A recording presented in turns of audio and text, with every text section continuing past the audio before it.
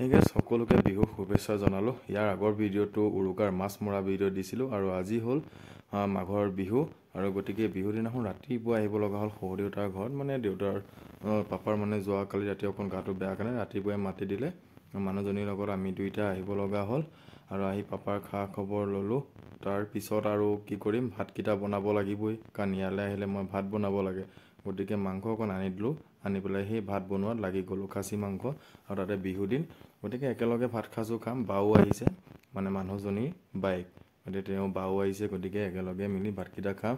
আৰু আহি পালোহি পাই লগে লগে ৰাতিলৈ খানা আছে। খানাৰ আয়োজন একদম চকী বেঞ্চ কেৰাহী আনি ইয়াত একদম ফিল্ডত মানে পেলাব লগা হৈ গৈছে কাৰণ গোটেইগাল ৰখি আছিলে। সময় তেতিয়া ঠিক 3:30 বাজিছে। গোটেইগাল একদম পূৰা এয়া চাউণ্ড ছেট লগাই ৰেডি হৈ আছে মানে ৰাতিলৈ আজি মানে বিহুৰ দিনাখন পূৰা দগৰি খাম আৰু পূৰা ফূৰ্তি কৰিম বুলি ভাবিছিলোঁ কাৰণ গোটেইখিনি একেলগে মিলিজুলি খানা খোৱা এটা মজাই বেলেগ। আৰু এয়া নিশা কেৰাহী মানে জুই শালত দিয়া হ'লেই, পানী উতলোৱা হ'ল আৰু লগত আছিলে আজি খাচী মাংস আৰু হাঁহৰ মাংস, দুটা মাংস অনা হৈছে।